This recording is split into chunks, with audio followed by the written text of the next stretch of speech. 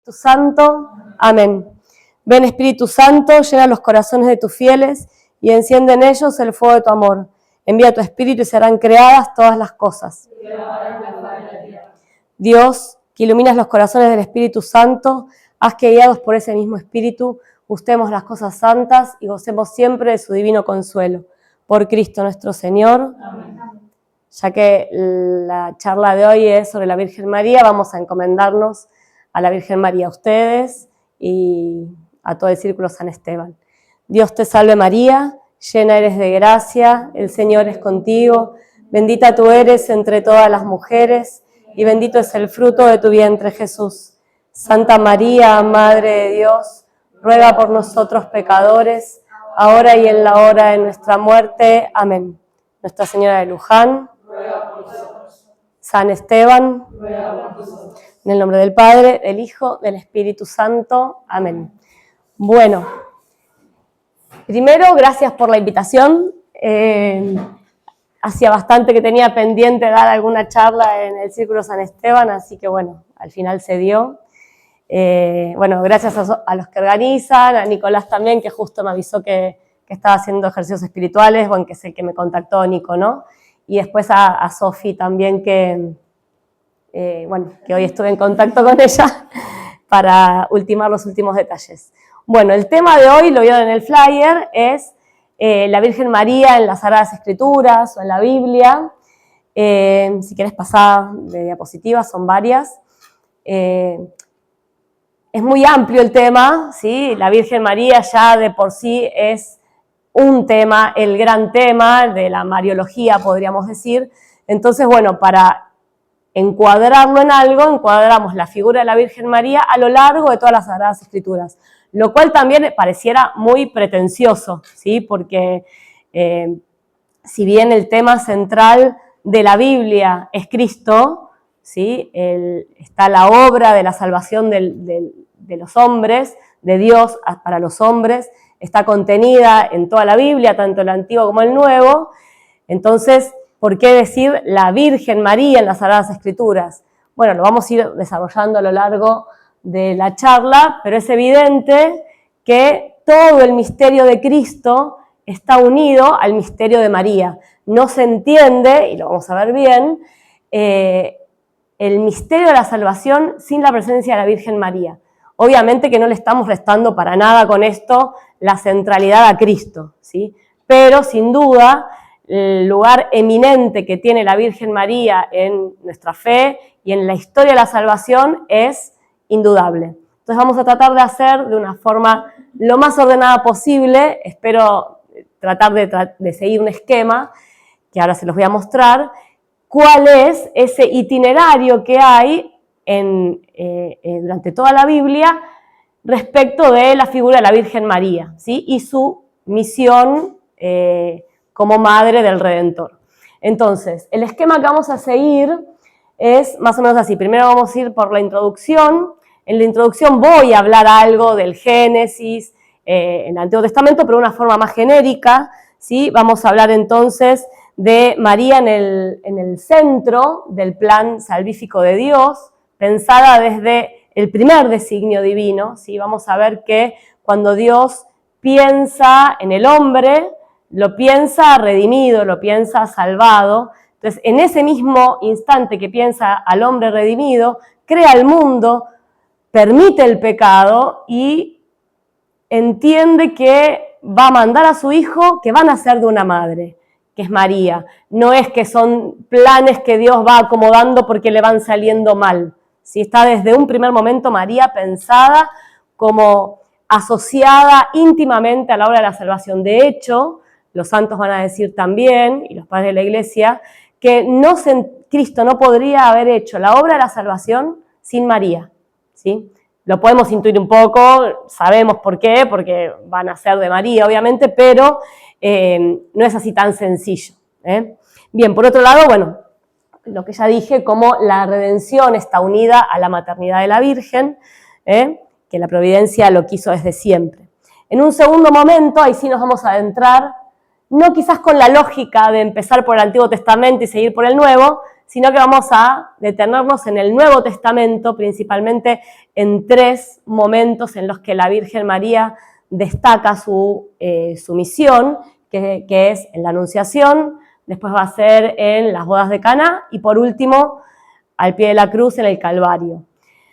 Y por último vamos a tratar de hacer alguna aproximación de dónde encontramos a la Virgen María en el Antiguo Testamento, volviendo un poco al Génesis, tratando de repetir pero ampliar, y después, bueno, qué otras mujeres hay en el Antiguo Testamento que pueden ser, así como hay profecías de Cristo, también hay, al estar María tan asociada a la redención, cercanas a las profecías de Cristo, también hay profecías sobre la Virgen María, ¿sí? Asociadas principalmente a su maternidad. Vamos a tratar de ver eso. Y después hay otras cosas del Antiguo Testamento que son otras mujeres, ¿sí? No es que absolutamente todo lo que hayan hecho las otras mujeres del Antiguo Testamento va a estar vinculado sí o sí con la Virgen María, pero vamos a ver que algunas virtudes, algunas otras cosas puntuales de mujeres del Antiguo Testamento destacadas, que hay bastantes, tienen que ver con características que la Iglesia quiere resaltar en María, ¿sí? Entonces, bueno, entendiendo la historia de la salvación contenida en la Biblia, vamos a entender también la función de María en nuestra historia de la salvación. Entonces, cuando empezamos nos pusimos bajo la protección de María, nos encomendamos y demás. Una de las oraciones más antiguas que existen, si quieres pasar, ahora va a haber como un papiro, ahí hay un papiro que se encontró en el año 250 después de Cristo. Este papiro es un papiro escrito en griego, egipcio, dentro sería como parte, dicen los que estudian, de un himno bizantino. Es una oración conocida, abajo está en latín, por si alguien la conoce, tiene hasta música, se canta, yo no canto así que no la voy a entonar, pero que es el Subtum Presidium, ¿sí? Quizás justo que llega Nazareno, él la sabe cantar. No, vení. Después te la vamos a hacer entonar.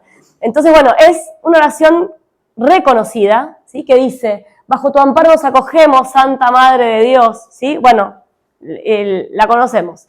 Esa oración ya la rezaban los primeros cristianos. ¿Y qué contiene esta oración? Contiene la idea de que María es Madre de Dios. Vamos a ver en la otra diapositiva que el arte griego o la Iglesia oriental la va a llamar Theotokos. Theotokos es Madre de Dios, más precisamente lo que dice allá, que es la que dio a luz a uno que es Dios.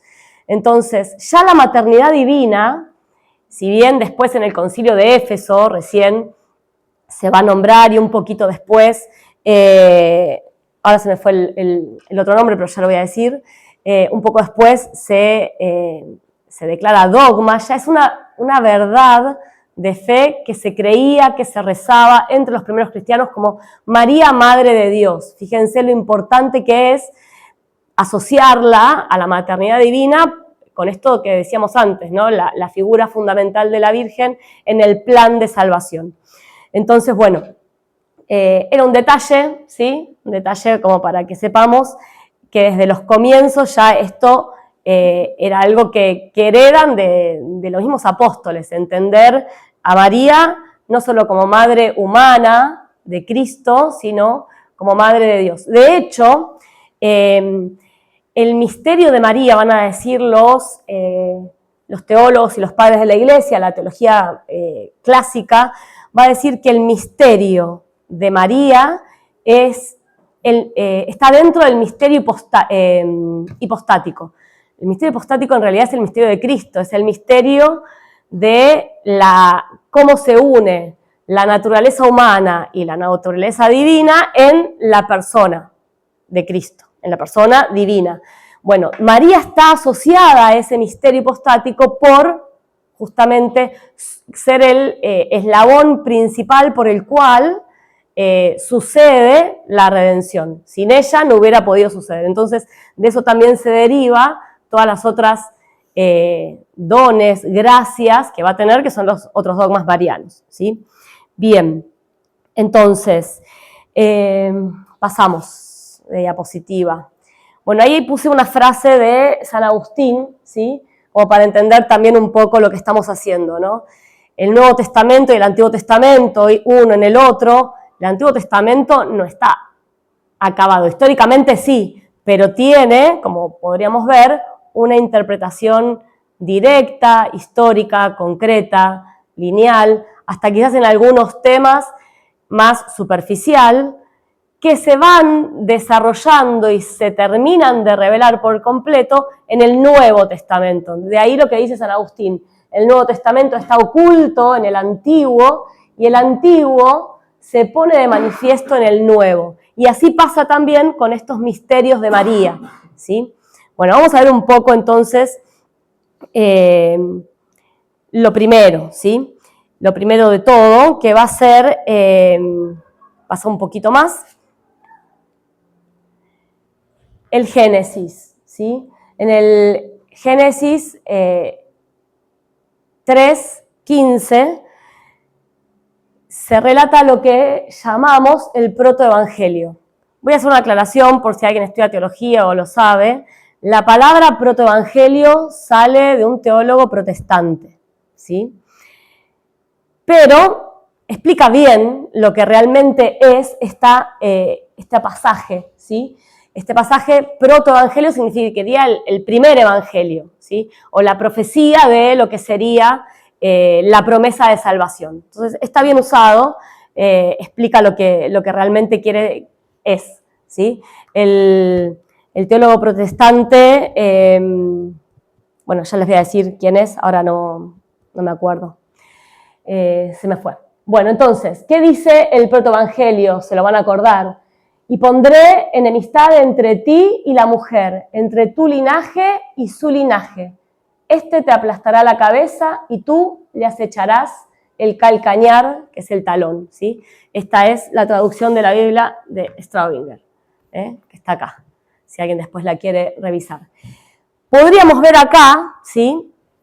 3 etapas, Entonces, 3 etapas en lo que después del pecado de Adán y Eva, dice Dios, y se dirige primero a la serpiente, y pondré enemistad entre ti. ¿Quién es ese ti?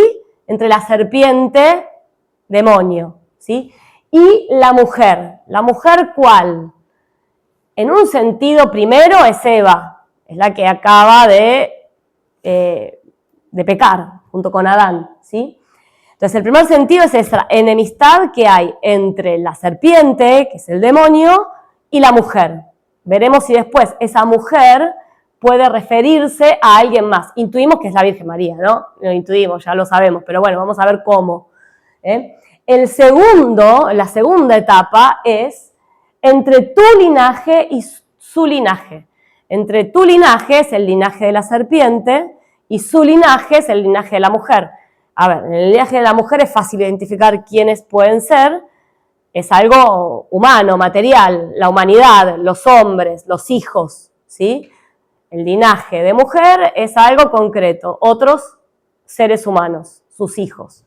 Podría ser contenida toda la humanidad, los hombres. Y el linaje del demonio, de la serpiente, que es el demonio, ¿quién sería? Uno podría entender todos aquellos que hacen la obra del demonio o hacen el mal. Podría ser una interpretación, pero en realidad los teólogos se inclinan por otra interpretación, porque lo que se habla acá es una enemistad o la lucha que hay entre el misterio de piedad y el misterio de iniquidad, entre el demonio y el hombre, y la humanidad, y los seres humanos, ¿sí? Entonces, ¿qué pasa? ¿Por qué dentro del linaje del demonio no entran los hombres pecadores o los hombres malos? Porque en el plan salvífico de Dios está que todos los hombres se salven, ¿sí? Entonces, los malos también tienen que convertirse, salvarse, no están excluidos. Después, bueno, habrá que ver cuál es la decisión de ellos, ¿no? Pero no están excluidos. Entonces, el linaje de la serpiente son los demonios, ¿sí? Los demonios, los hombres. Y el tercer nivel es ¿quién es este? El linaje de la mujer, aplastará la cabeza y tú le acecharás el talón. Entonces, acá podríamos ver también qué se está hablando, en plural o en singular. Bueno, se va y se viene, ¿sí? Entonces, en la segunda parte es plural, todos los hombres, todos los demonios, pero al final parece el linaje, un hijo de la mujer, te aplastará la cabeza y tú le acecharás el calcañar. Si vamos a la explicación de abajo, al pie de la cita, va a meterse en que hay algunos textos, algunas traducciones que dicen que la mujer directamente le aplastará la cabeza, ¿sí? Y otros dicen el linaje de la mujer, o sea, el hijo de la mujer le aplastará la cabeza. Bueno, no nos vamos a meter en eso, no hace al tema, pero la cuestión es que el linaje de la mujer, nos vamos a quedar con esa interpretación, es Cristo, es la promesa de la salvación en Cristo, que nace de la mujer, el linaje de la mujer, que le va a aplastar la cabeza a la serpiente, que es el demonio. Y acá hay que entender esto. ¿Quién vence? El linaje de la mujer. ¿Quién intenta y quién acecha todo el tiempo a la humanidad y también a Cristo, que quiere tentarlo en el desierto, que piensa que en la cruz lo va a vencer, pero no lo vence, es todo lo contrario, es el demonio. El demonio ni lo lastima, ¿sí? Vence Cristo, vence el linaje de la mujer. Bueno, ahí está un poco toda esta parte que es interesante, que creo que lo sabemos, pero bueno, lo quería desglosar un poco más, ¿sí? Pasamos a la siguiente. Ahí es como el corolario, ¿no? María está pensada por Dios desde toda la eternidad para ser la madre del Redentor. La imagen que busqué trata de abarcar todo, ¿no? Están Adán y Eva en el paraíso, después está como, bueno, Dios, María, que va a ser la madre de Dios. Bueno, no sé si es la mejor imagen, pero trataba de ver eso. Lo que pasó en el paraíso va a seguir pasando hasta el final de los tiempos, ¿sí? Bien, bueno, seguimos. Ahora sí vamos a tratar de ir otra vez más, porque hay una parte más y otra más. Bien, vamos a ir a lo que dije, nos vamos a centrar ahora en el Nuevo Testamento. En el Nuevo Testamento hay muchas, si nos ponemos a pensar y contabilizar, creo que son alrededor de 15 lugares, citas bíblicas en las que podemos encontrar a María de forma directa o indirecta. Acá están María de forma directa, nombrada o actuando. No vamos a meternos en todas, ¿sí? ¿Por qué? Porque sería para tener clases, no para una charla.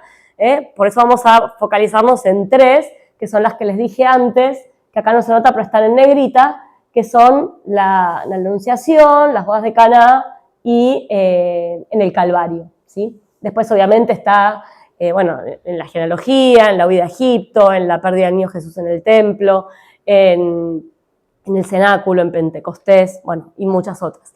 Y también encontramos a María de forma indirecta, que es la que sigue a esta. En el Nuevo Testamento también María está encontrada, puse varias, hasta que digan de forma indirecta, en 3 lugares de forma indirecta. ¿Cuáles serían las formas indirectas? Cuando se habla de ella, ¿sí? No es que ella aparezca ni nada, pero alguien hace referencia a la existencia de María. Una es en Lucas, cuando una mujer que no se sabe quién es anónima, dice, bendita la mujer que te tuvo en tu vientre, los pechos que te amamantaron, ¿sí? Esa es la cita. Después está en la carta a los Gálatas, cuando San Pablo la nombra, pero la nombra diciendo simplemente nació de mujer. Cuando llegó el tiempo, Dios envió a su hijo, nacido de mujer bajo la ley, como que era su madre con todas las de la ley, ¿sí? O sea, su madre natural. Y en el Apocalipsis, cuando en varios lugares, están ahí las citas, se habla de la mujer vestida de sol. Ahí, hago un paréntesis, es toda otra charla, María o el Apocalipsis, o la mujer vestida de sol en el Apocalipsis, porque algunos interpretan que esa mujer es la Virgen María, pero también está la otra interpretación de que esa mujer es la iglesia, ¿sí? Pero bueno, así como María, como la iglesia es el arca de la salvación, a veces también se interpreta María como el arca, bueno, entonces es todo un mundo interesante, pero tendría que haber estudiado para hablar de ese tema, ¿sí? Así que si quieren les puedo decir dónde pueden leer y todo eso, pero no es que vayamos a hablar de ese tema puntualmente ahora. Bueno, entonces vamos a ir a la primera cita que dijimos que nos íbamos a quedar de María en el Nuevo Testamento, que era la Anunciación, ¿sí? La Anunciación que está en Lucas, capítulo 1. Acá hay varias, para me echar un poco de arte, porque, claro, cuando empecé a armar la charla y a reverla, siempre me pasa lo mismo, ¿no? Tengo un barullo en la cabeza, no sé si a ustedes les pasa, de todo lo que sé previamente, ¿no? Sobre María, lo que recé, lo que medité, lo que leí, las estampitas, las imágenes, y bueno, me gusta mucho el arte, nunca fui a un museo europeo, así que el día que vaya traigo fotos de verdad, pero bueno, acá fui poniendo algunos de esos momentos, fíjense qué importante también que es para todo el arte, las representaciones de Cristo con su madre, niño, joven, grande, entonces está lleno, si querés pasar que hay varias, basta con verlas y reconocer qué momento de la vida de Jesús y de la Virgen se están representando, ¿sí? Hay otras más, esta me costó encontrarla, es Jesús perdido allá en el templo, o sea, siempre hay imágenes de Jesús perdido allá en el templo, pero muchas veces se ve con los doctores de la ley, se ve sin María y sin José, bueno, y acá están la Santísima Virgen y San José también. Bueno, vamos a... ¿no hay otra antes? No, volvamos para atrás. No, perdón, seguí, porque estas son avanzadas. Bien, estas son las que vamos a elegir después. Bien, nos quedamos con estas tres. La Anunciación, las bodas de Caná y el Calvario. Bueno, la Anunciación, sí, creo que después va a haber alguna imagen. Adelantá libremente y andá fijándote, si no vuelve para esta. Bien, voy a leerla, ¿sí? Dice así.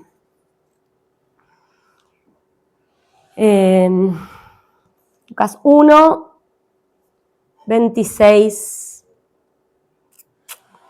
Acá. Al sexto mes, el ángel Gabriel fue enviado por Dios a una ciudad de Galilea llamada Nazaret, a una virgen prometida en matrimonio a un varón de nombre José, de la casa de David. Y el nombre de la virgen era María. Y entrando donde ella estaba, le dijo: «Salve, llena de gracia, el Señor es contigo». Al oír estas palabras se turbó y se preguntaba qué podría significar este saludo. Mas el ángel le dijo: «No temas, María, porque has hallado gracia cerca de Dios. He aquí que vas a concebir en tu seno y darás a luz un hijo y le pondrás por nombre Jesús. Él será grande y será llamado el Hijo del Altísimo. Y el Señor Dios le dará el trono de David, su padre, y reinará sobre la casa de Jacob por los siglos, y su reino no tendrá fin». Entonces María dijo al ángel: «¿Cómo será eso? Pues no conozco varón». El ángel le respondió y dijo: «El Espíritu Santo vendrá sobre ti, y la virtud del Altísimo te cubrirá. Por eso el santo ser que nacerá será llamado Hijo de Dios. Y he aquí que tu pariente Isabel, en su vejez, también ha concebido un hijo y está en su sexto mes, la que era llamada estéril, porque no hay nada imposible para Dios». Entonces María dijo: «He aquí la esclava del Señor, séame hecho según tu palabra». Y el ángel la dejó. Bien, Ahora justo estamos en Cuaresma, entonces no es un pasaje de la Biblia que estemos meditando, que tengamos tanto en la cabeza, si bien es algo que siempre tenemos presente, y es un pasaje muy lindo, muy profundo. Ahora estamos más en el Calvario, ¿sí? Pero bueno, vamos a tratar en un momento de abrir un espacio dentro de la Cuaresma para meditar algo que es más propio del Adviento, ¿no? Entonces, o de la Navidad. Entonces, pongámonos así, ¿no? San Agustín dice, ¿no?, que la misma, no sé si está la frase, bueno, no importa, no, deja ahí, que es linda esta. Entonces, la mismísima bienaventurada María concibió creyendo a quien alumbró creyendo. Entonces, vamos a ir tratando de desglosar un poco y de meternos en el misterio de la Anunciación, ¿sí?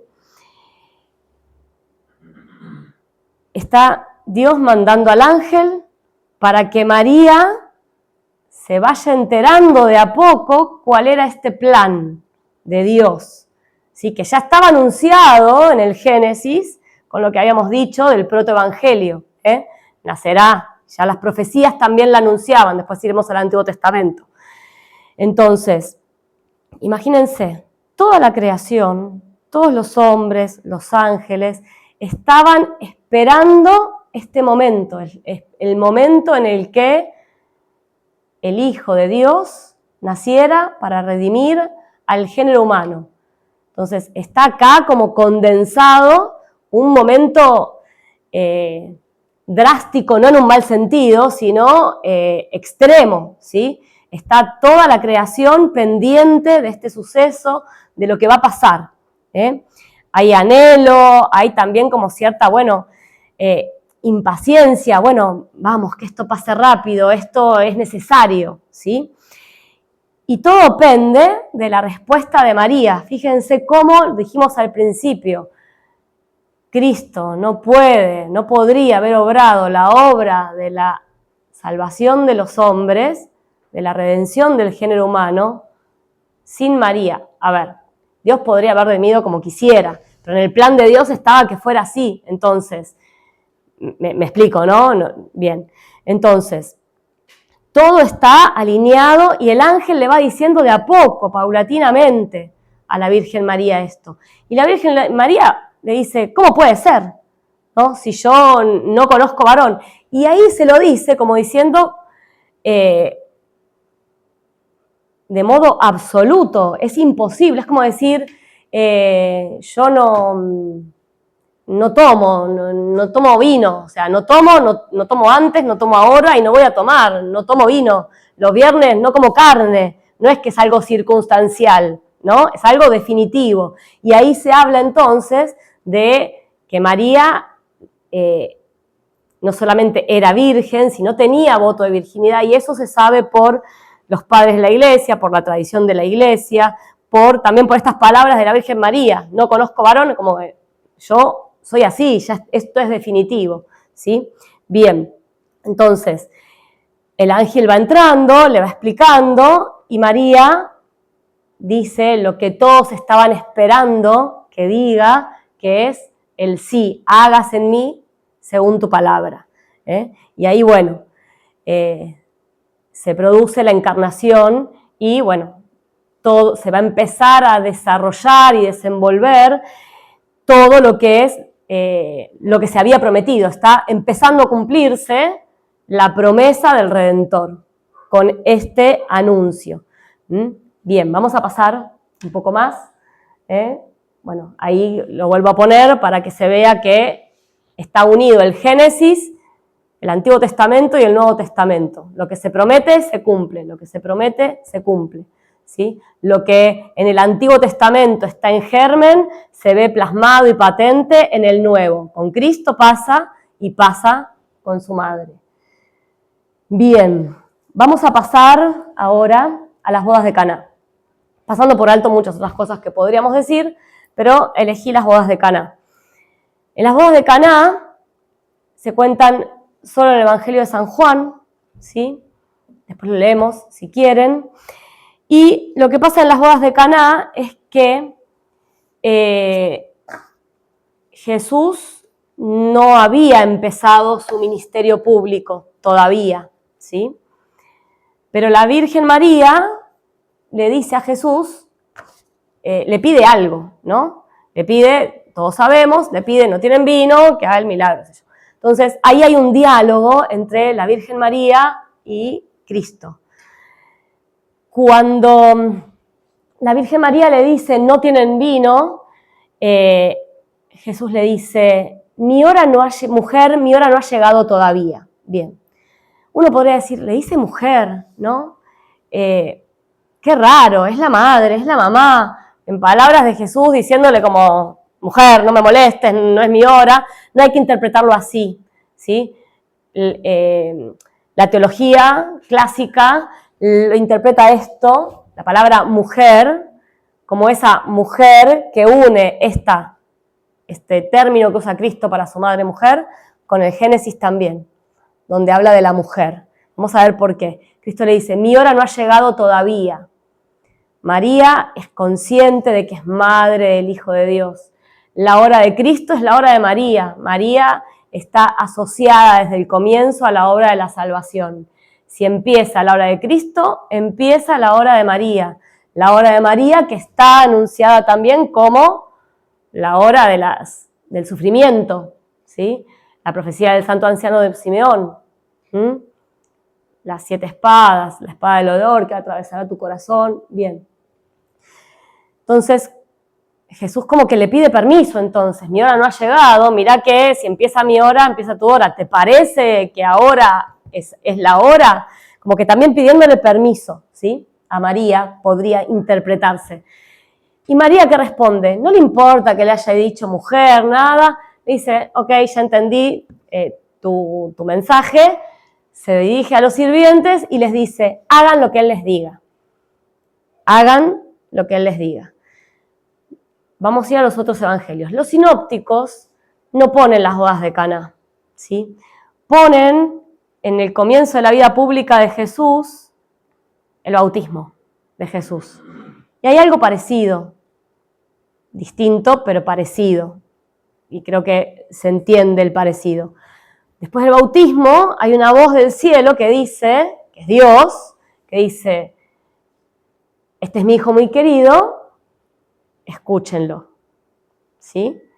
Bien. Entonces, hay como un guiño, podríamos decir, hay como un paralelo, es la vida, en el comienzo de la vida pública de Jesús, empieza la hora de Jesús, se manifiesta la Trinidad también, bueno, pero es Dios que le dice, escuchen a Cristo.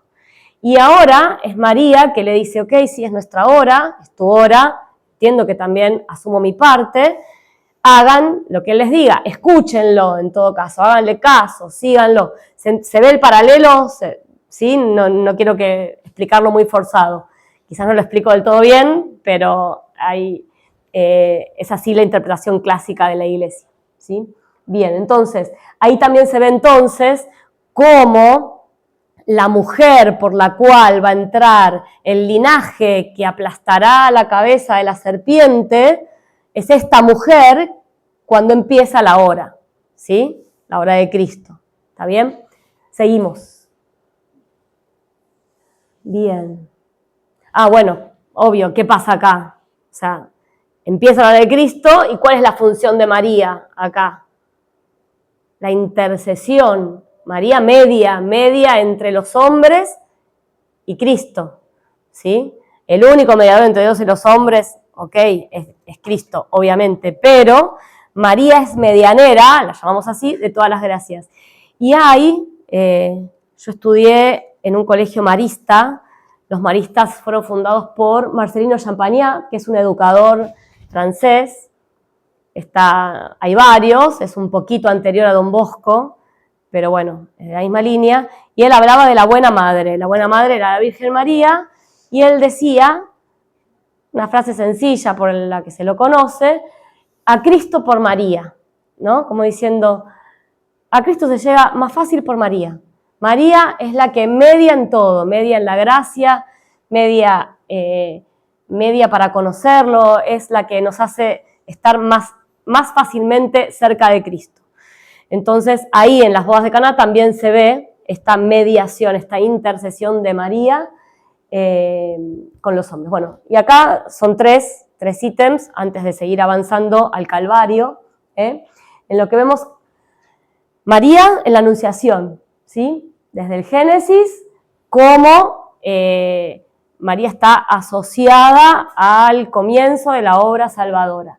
Después, cómo la maternidad está asociada al Génesis y también a la obra de la redención, y María como medianera, como intercesora, que es lo que hace en las bodas de Caná. Y ahora nos vamos a ir a la última parte del Nuevo Testamento, que es el Calvario. Hay dos imágenes y una frase, creo, en el medio. Bien, esto sí es más actual. Estamos en Cuaresma, entonces lo tenemos bien fresco. Todos los viernes, una estación de Vía Crucis, al menos tuvimos presente María al pie de la cruz. Todo el misterio central de nuestra fe. Está Cristo y está María, ¿sí? Donde está el Hijo está la Madre, siempre. Donde está el Hijo está la Madre. Y la Madre, María, está al pie de la cruz y siempre en las meditaciones y siempre en esta época se destaca, no está tirada, obviamente está atravesada por el dolor, pero está firme y de pie. Stabat Mater dolorosa, iuxta crucem lacrimosa, ¿sí? Ahí está María. Y ahí hay otro gran misterio de María como madre nuestra. María nos engendra como hijos al pie de la cruz, ¿sí? Y Cristo lo reafirma, ¿sí? Entonces nos entrega a su madre como madre nuestra también. Entonces María es madre de Dios, María es madre nuestra. Y acá vemos también cómo se une al comienzo, ¿sí? María es la nueva Eva, ¿sí? Así como Eva es la madre de todos los vivientes, ¿sí? Y es la mujer en el Génesis, esa es Eva. María también es la madre de todos, pero engendrados por la fe al pie de la cruz, ¿sí? Y por los sufrimientos se asocia a la redención de Cristo por nosotros. Entonces, es importante ver cómo no se agota, obviamente, la figura de María en verla en Eva, ¿sí? No se agota, pero hay características que la hacen la nueva Eva. Por una mujer entró el pecado, por un hombre entró el pecado, Adán, Eva, y por un hombre entra la salvación, y gracias a una mujer, María, ¿sí? No quiero que se entienda que María es la que nos redime, ¿sí? Es Cristo el que redime, no estoy diciendo otra cosa, pero sí estoy diciendo que está íntimamente asociada a la redención, ¿sí? Algunos dicen corredentora, a algunos no les gusta llamarla corredentora a María, porque a algunos les puede sonar feo, entonces le dicen colaboradora, pero colaboradora o corredentora estarían bien, y eso no menguaría en nada el rol de Cristo, ¿sí? Aclaro, porque me filman. Bueno, está bien, no estamos diciendo ninguna herejía ni nada por el estilo, no es un dogma, ¿sí? No es un dogma de fe, la corredención está ahí, pero bueno, colaboradora es sin duda, si les gusta más esa palabra, ¿sí? Colabora al pie de la cruz. Todos los dolores, dice la sana teología, que María no tuvo en el parto, los tuvo al pie de la cruz, ¿sí?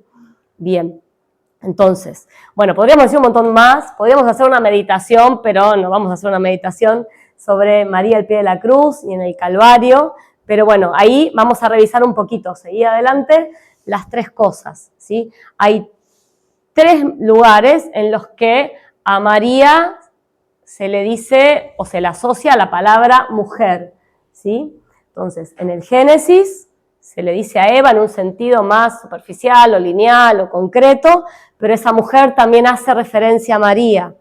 Se le dice mujer en las bodas de Caná, asociándola también a esa mujer del Génesis, por la cual va a entrar la salvación y la mediación.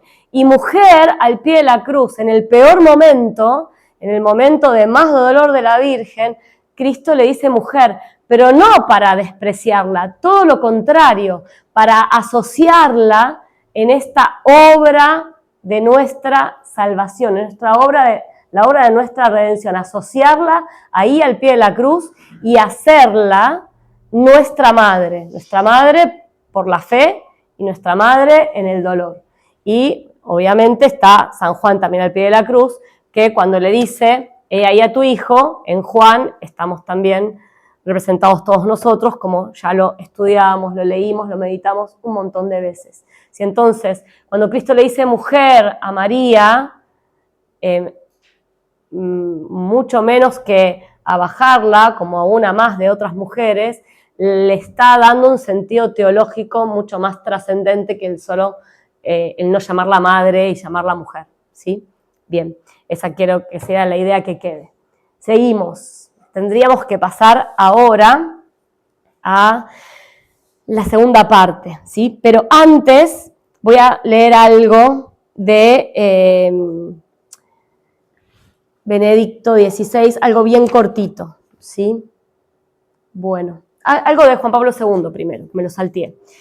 Juan Pablo II dice en Redemptoris Mater, se da una mediación. María se pone entre su hijo y los hombres, en la realidad de sus privaciones, indigencias y sufrimientos. Se pone en medio, o sea, hace de mediadora, no como persona extraña, sino en su papel de madre, consciente de que, como tal, puede, más bien tiene el derecho de, hacer presente al hijo las necesidades de los hombres. Esto es por las bodas de Caná, que me lo había salteado y me parecía que estaba bueno. Su mediación, la de María, por lo tanto, tiene un carácter de intercesión. María intercede por los hombres. Bien, esto me había quedado pendiente y, bueno, la cita refuerza quizás lo que digo yo con la autoridad de un papa, Juan Pablo II. Bien, y respecto de el Calvario, algo breve de Benedicto, ¿sí? Dice que María está asociada íntimamente a la redención como colaboradora o corredentora, ¿sí? Cuando Cristo la pone como madre nuestra. Ella en realidad, dice, estoy sacando frases, no tenía nada que merecer porque no tenía pecado, ¿sí? Benedicto dice entonces, se la puede llamar corredentora porque nos dio a luz al pie de la cruz, porque en el peor momento hizo el mayor acto de fe. Después, si quieren, hacemos un paréntesis y hablamos de los tipos de mérito, ¿sí? Porque el mérito de condigno es el de Cristo, es el que es totalmente satisfactorio por nuestros pecados, cuando Él asume todos nuestros pecados. El de María es de congruo, que es de conveniencia, ¿sí? No es que ella tenga pecado, pero asociada, ¿sí? Se le merece por todos también, pero no porque haya asumido como Cristo. Bueno, pero es un tema teológico, más cristológico quizás. Bien, vamos al Antiguo Testamento. A ver, avanzó un poquito. Entonces, tenemos un teólogo español, ya murió, pero no hace tanto, en 2010, 2011, que se llama Cándido Pozo, que va a decir que en el Antiguo Testamento también hay textos que hablan de María Santísima, que se refieren a ella. Y hay 3 tipos de texto. En esta no se ve tan bien, creo que en la que sigue lo puse mejor. Después volvemos a esta, si querés. No lo puse. Bueno, lo digo. Esto quizás confunde, pero son 3 tipos de texto. Acá parece que hay 2, ¿sí? Los 3 tipos de textos son los textos que hablan de la Santísima Virgen María, que tienen sentido teológico cierto, o sea, es 100% seguro que hablan de la Virgen María, que son textos mariológicos. Después están textos mariológicos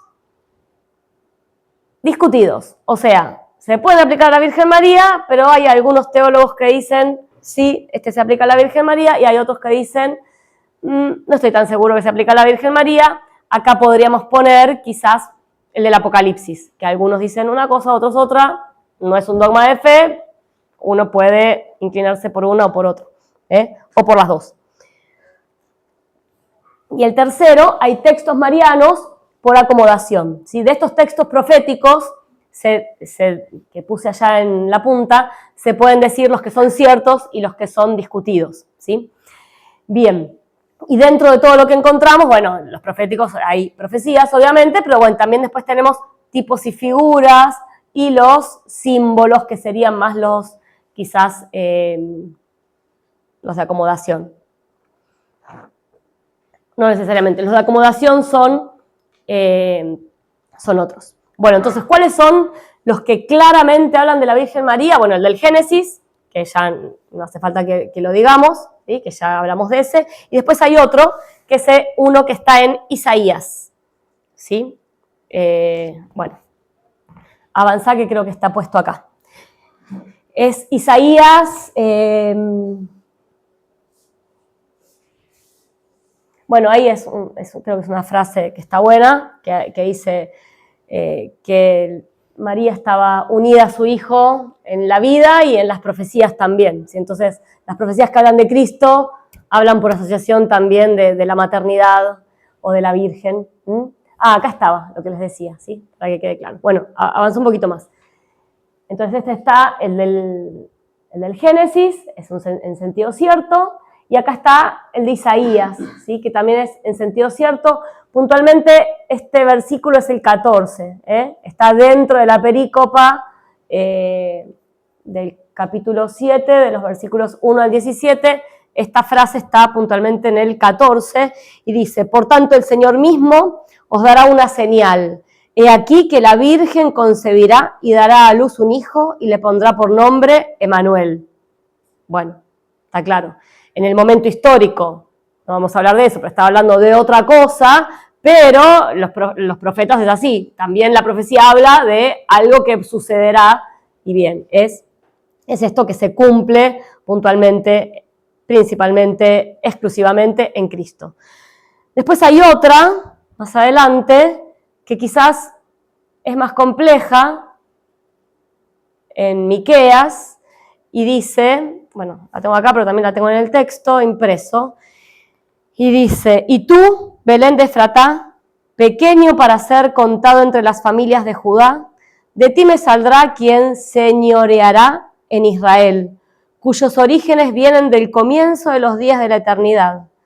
Los entregará hasta el tiempo en que la que ha de parir parirá, y el resto de sus hermanos volverá a los hijos de Israel. Bueno, es más compleja, pero en esta es una de las profecías por las cuales los reyes de Oriente van a buscar al Mesías. Y cuando llegan, le preguntan a los escribas, le preguntan a ver de dónde estaba que había nacido, porque se había cumplido, creían que este era el tiempo que se cumpliera esta profecía. Y de hecho, Mateo, el evangelista San Mateo, que es el que le habla a los judíos, ¿sí? Cuando nace Cristo, dice que se cumple esta profecía y la cita, ¿sí? Vamos a leer de acá.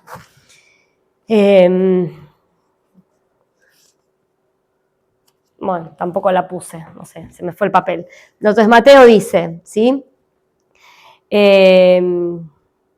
Mateo en 2, sí, acá la tengo, la vamos a buscar. Mateo, capítulo 2, versículo 5, no sé si no lo puse, pero lo voy a buscar. Ahí está. Acá está Lucas y antes está Mateo. Capítulo 2, versículo 5. A ver, del 5 al 6, cortito.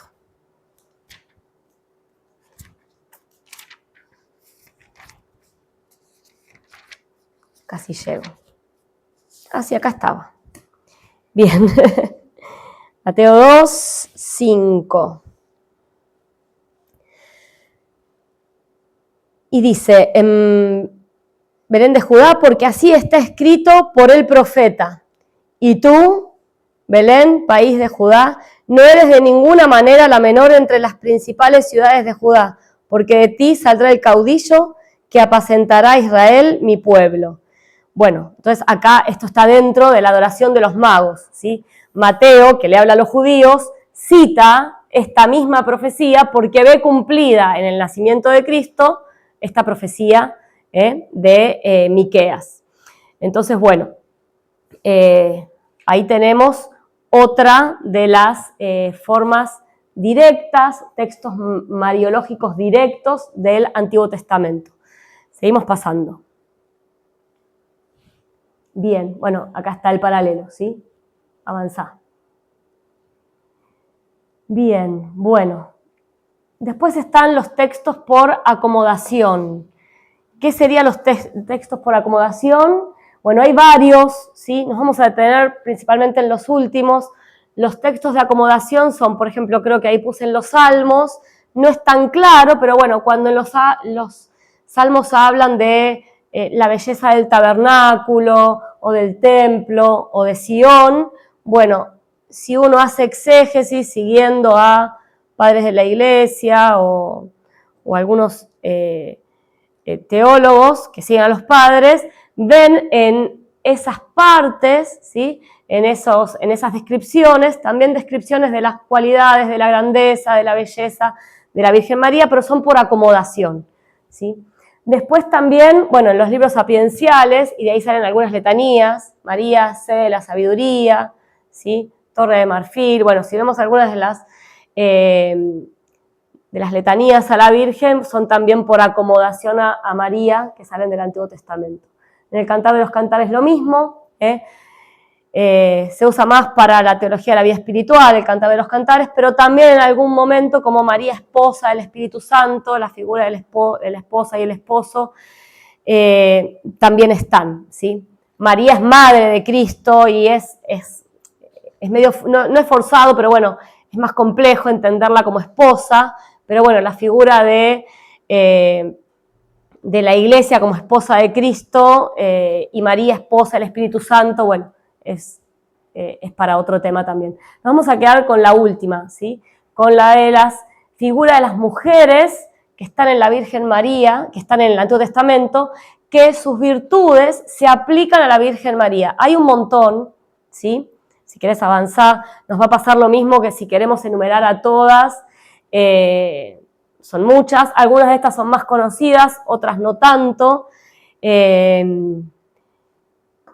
Miren, si leen todos los días un capítulo del Antiguo Testamento, del Nuevo Testamento, después de 3, 4 años leyeron toda la Biblia, no es tanto, ¿sí? No es tanto tiempo, pero bueno, y así les digo porque es una forma también de conocer las partes de la Biblia que uno nunca va a leer, y nada, qué sé yo, es un buen hábito. Entonces, bueno, hay varias que conocemos, Eva, Sara, Débora, Ana es la madre del profeta Samuel, ¿sí? Que después vamos a decir algo, Rebeca, Raquel, bueno, Ruth, Esther, Judith, la madre de Sansón, la madre de los macabeos. No sé si conocen a todas, pero creo que si hacen un poquito de esfuerzo se van a acordar.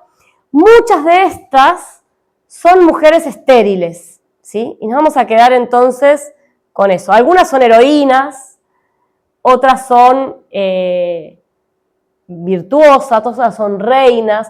Todas estas mujeres tienen, no en toda su vida, pero sí en el aspecto destacado, algo que se aplica a la Virgen María, ¿sí? La valentía, el ser reina y, bueno, la maternidad. Y vamos a centrarnos un poco en estas mujeres estériles del Antiguo Testamento. ¿Qué hay con la esterilidad que lo podemos asociar a María? María no era estéril, ¿sí? Pero era virgen. Y esa virginidad la colocaba históricamente, o para la sociedad de su época, en la misma situación que una mujer estéril, ¿sí? Cerrada a la maternidad. La esterilidad en el Antiguo Testamento, y durante mucho tiempo, era como considerado como casi un castigo de Dios, ¿no? Algo, se corta el linaje, no hay descendencia, algo de las peores cosas que podía pasar a una mujer y a una familia. Muchas de estas mujeres estériles le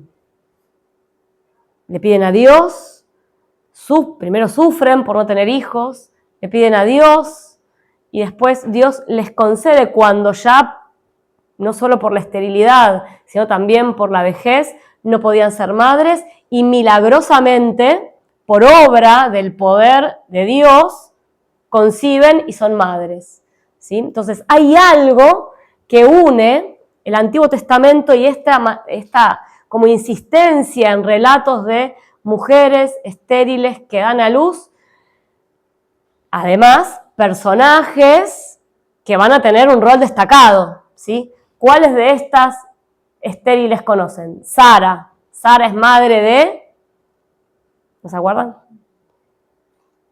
Esposa de Abraham, ¿sí? Bueno, ¿de quién es madre? ¿No se acuerdan?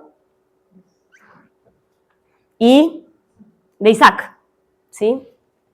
Bueno, el que Abraham después iba a hacer el sacrificio, ¿sí? Bien. Entonces, el hijo de la promesa del Antiguo Testamento, Dios le dice a Abraham que va a ser padre de una multitud y tiene un hijo. Bueno, bien. Si pones Enter van a salir todas las que van a ser estériles. ¿No salen? Ahí está. Ahí está, ¿sí? Bueno, retrocede. Bien, entonces, todas estas, ¿sí?, tienen ese privilegio, ese milagro por el cual conciben. ¿Qué es un milagro? Es eso, es la naturaleza. Si sigue su curso, no va a ir para un lado. Dios interviene y hace que las cosas sean distintas.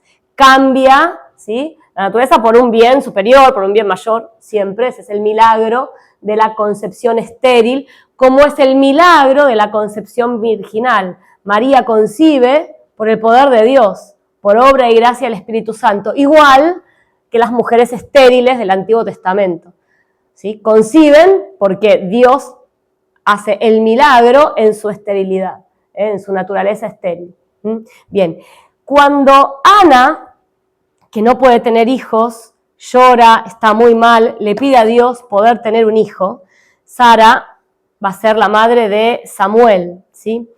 Y entiende que ella concibe gracias a Dios, gracias al poder de Dios, ¿sí?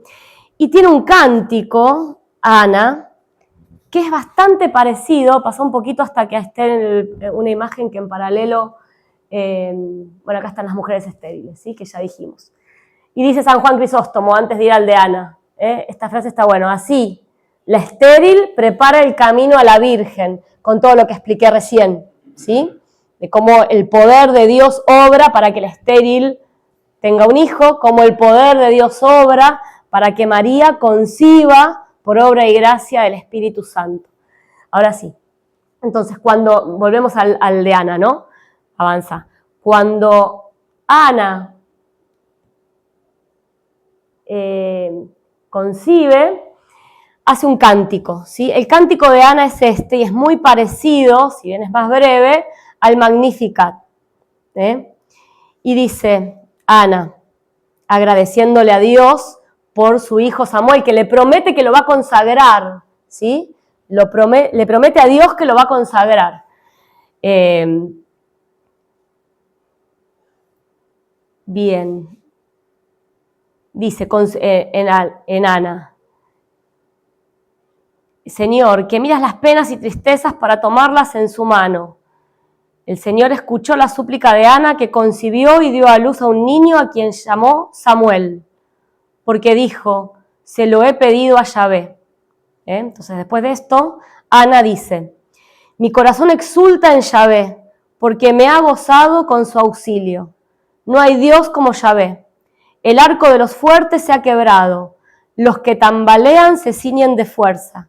La estéril da a luz 7 veces, la de muchos hijos se marchita. Yahvé da muerte y vida, hace bajar al Sheol y retornar, enriquecer y despoja, abate y ensalza. Yahvé levanta del polvo al humilde para darle en heredad un trono de gloria. Esto está en Samuel, en la primera de Samuel. ¿Y qué dice el Magnificat? Parecido, proclama mi alma la grandeza del Señor, se alegra mi espíritu en Dios mi Salvador.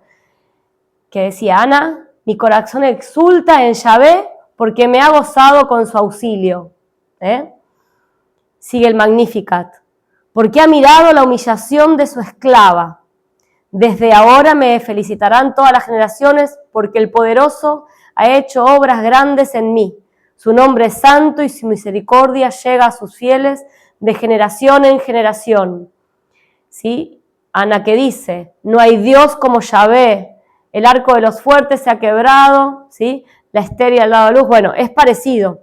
Él hace, dice el Magnificat, él hace proezas con su brazo, dispersa a los soberbios de corazón, derriba del trono a los poderosos y enaltece a los humildes. Ella habla de lo mismo, ¿sí? Hay como un paralelo también acá. Bien, para seguir reforzando esa idea que dijimos antes. Bueno.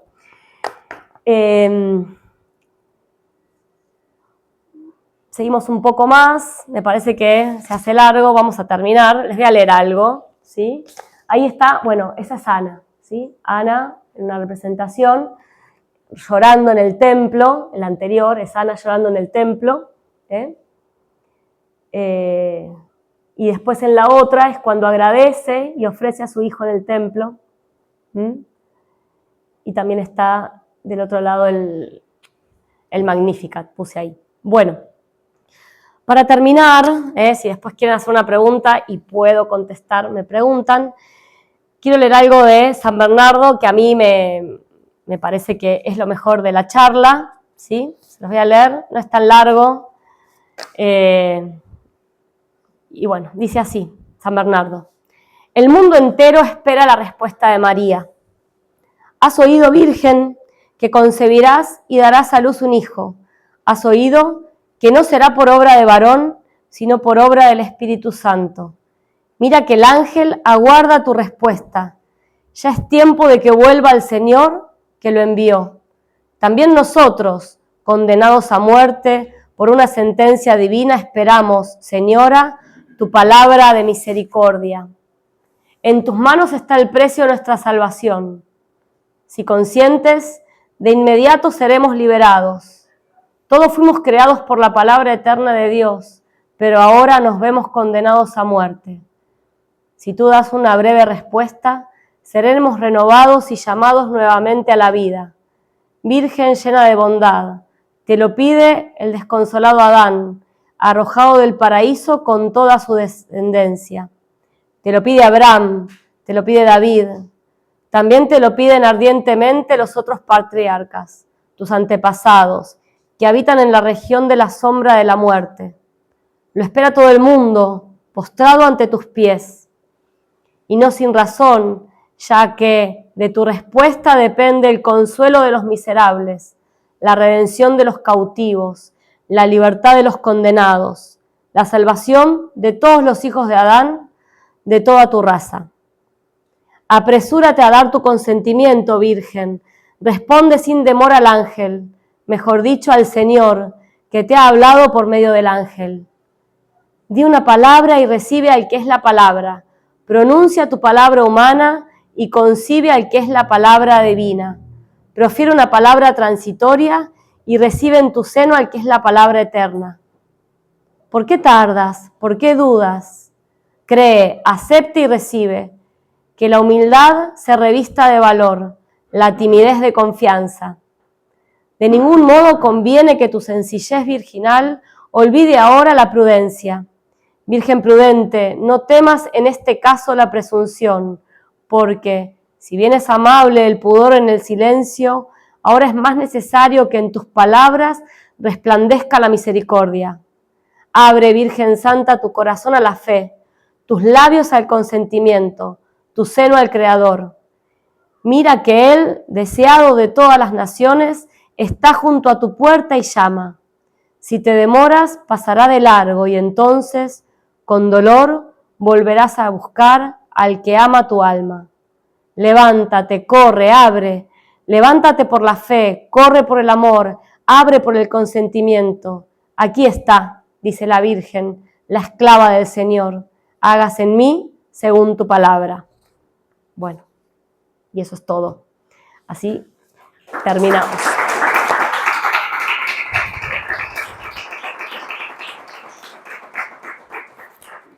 Bueno, quise terminar con eso porque en realidad toda la figura de la Virgen María y la obra de la redención pende del sí de la Virgen, ¿sí? Si bien es importante a lo largo de toda la vida de Cristo, el lugar de María, la figura de María, al pie de la cruz en el Calvario, es grandísima la figura de María, en la Anunciación es su momento, es el momento, y creo que estas palabras de San Bernardo ponen la tensión que había, ¿no?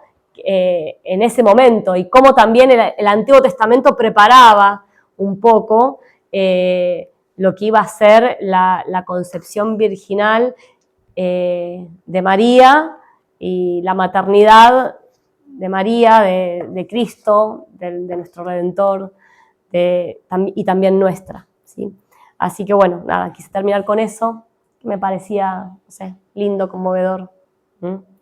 Bueno, nada más.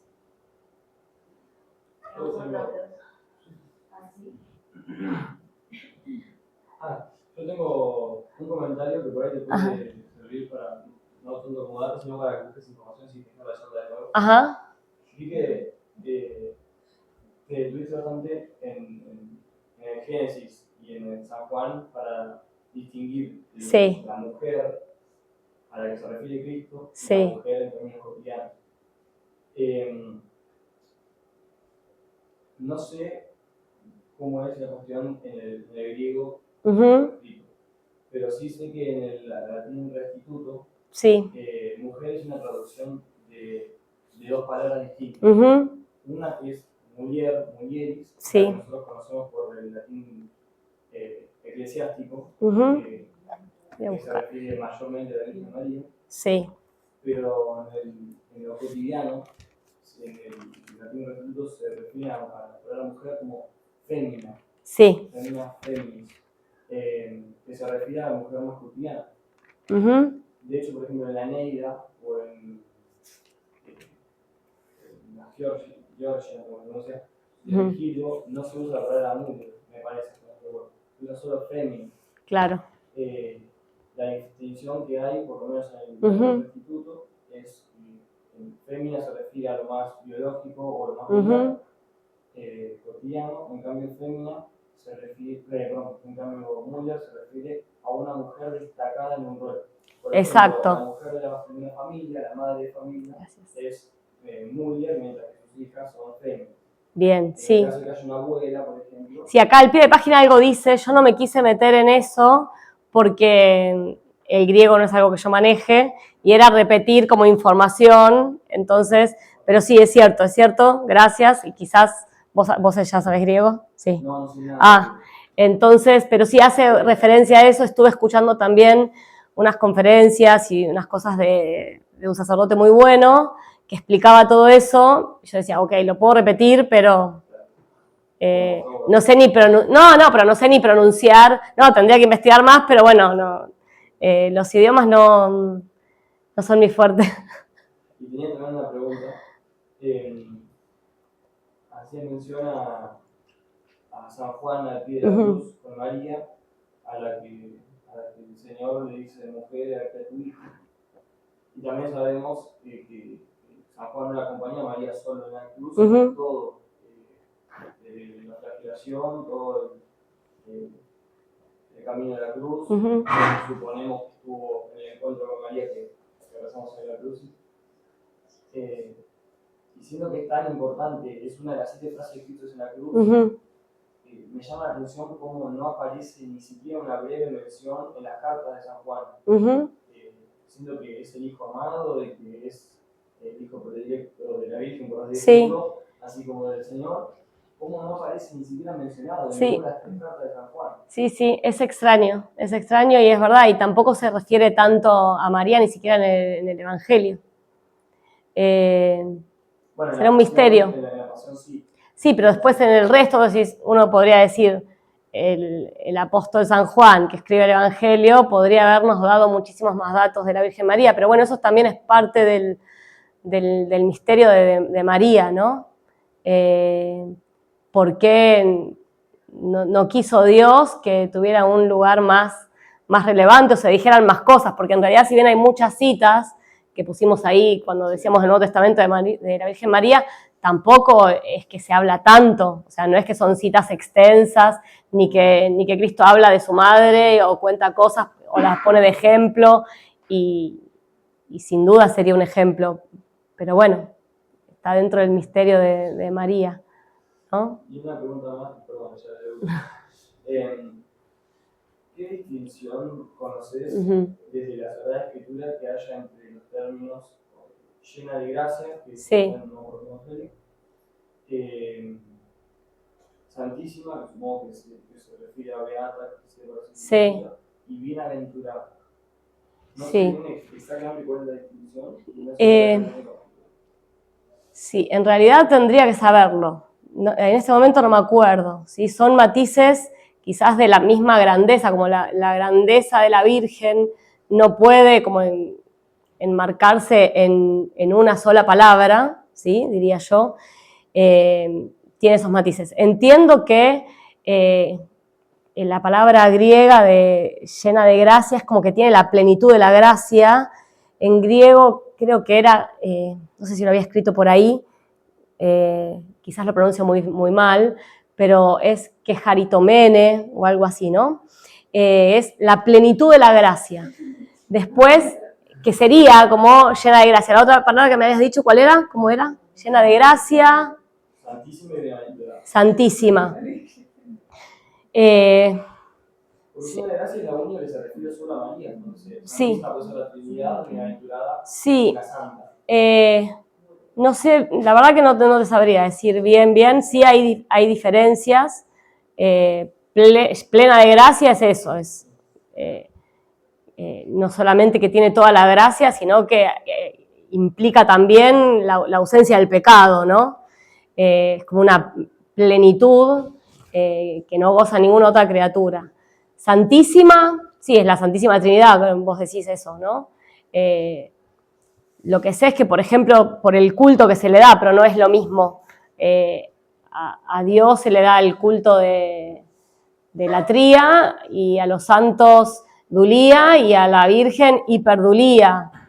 Pero no sé si podría asociarse un poco a eso, el Santísima. La verdad que no podría hacer la diferencia. Para dejar con claridad, no te puedo responder, perdón. No, muchísimas gracias. Pero bueno, lo busco para la próxima. Búscalo vos y me decís. No, que quiero respeto. ¿Qué? Y bueno. Gracias a ustedes por la paciencia. Bueno, hay otros